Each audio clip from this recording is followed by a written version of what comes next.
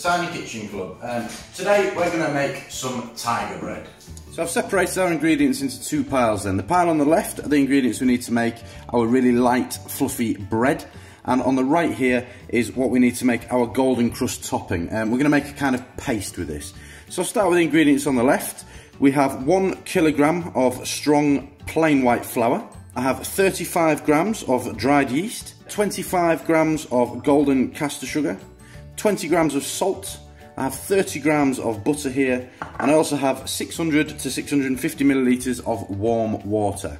Then moving on to the paste ingredients, I have 200 grams of rice flour. This is brown rice flour simply because I could not find any white rice flour. It does exist, but unfortunately during these circumstances at the moment, it's very difficult to get white rice flour apparently. So you can use white, you can use brown, it doesn't matter. So 200 grams of rice flour. I have 200 mils of warm water. 15 grams more of dried yeast. I have another tablespoon of golden caster sugar here. I have a teaspoon each of salt and black pepper. 2 tablespoons of sesame oil in here. Now the sesame oil is the key ingredient, and this gives it really lovely flavour when we pop it on the top of our bread loaf. There are 1,000,001 ways to make bread. So I'm going to pop my yeast into my water, give that a stir, help it get dissolved, help it activate. I'm going to pop my caster sugar in there as well. I'm also going to go in there with my salt. Looks like a smoothie you don't want to be eating. Saying that, I've seen some protein shakes that probably taste worse than this. Okay, so into our flour here, I'm going to take our butter. It does help if you've softened the butter a little bit more than I have. Just break it down until you've got nice crumbs evenly mixed throughout your flour. Okay, brilliant. So then next, I'm going to pour our yeast mixture bit by bit. Again, get in there, knead that together with your hands until you form a nice dough. So when you need to move on to doing a little bit of better kneading and your bowl just isn't cutting it, make sure you lightly flour your surface, and then you want to be kneading it roughly for about 10 minutes. We're going to take our mixing bowl that I was originally kneading the bread in and just pop a tiny bit of olive oil in there and just work that around the bowl. Basically what we're going to do is pop our bread back into the bowl. This is where the gluten in the flour works with that yeast and the sugar, and it'll double in size, and that's what we're looking for, okay?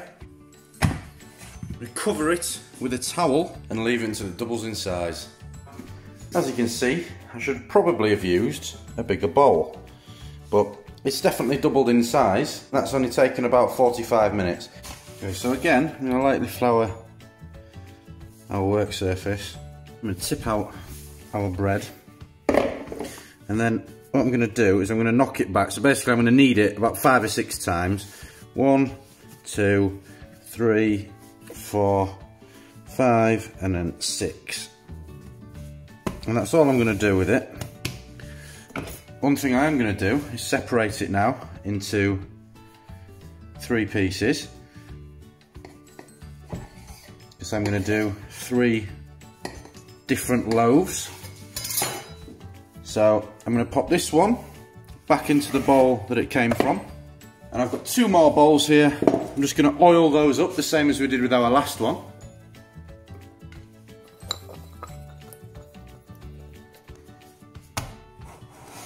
I'm going to leave them to rise and to proof for a second time. Yet again, we want these to double in size.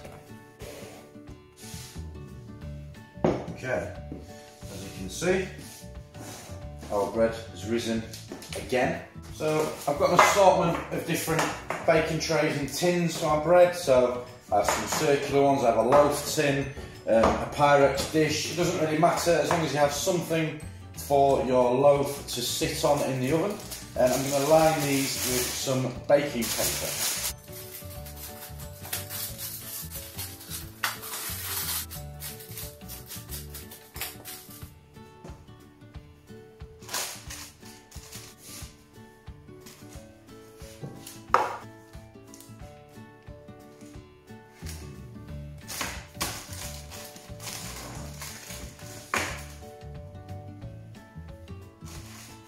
Okay, so I've now transferred our dough into each of our oven tins, and I'm just going to let them prove for a third time. So we're going to make up the paste for the top then.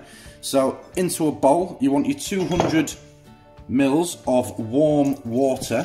I've just popped the caster sugar in there. You want your yeast in, your black pepper, and your salt. Also, your sesame oil.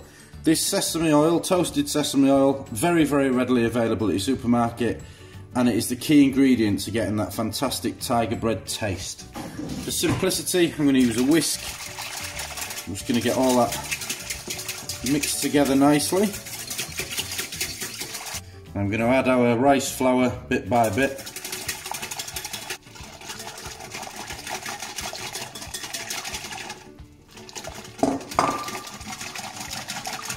Once you're happy that your paste's really well mixed, give it about 10 to 15 minutes again to allow that yeast to activate.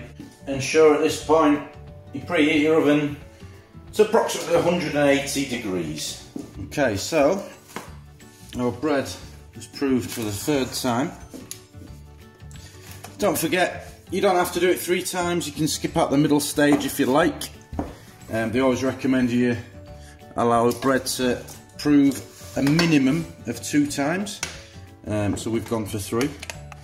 Now with our paste that we made up, just gonna use a spoon, paste it with a brush as well onto the top of our bread.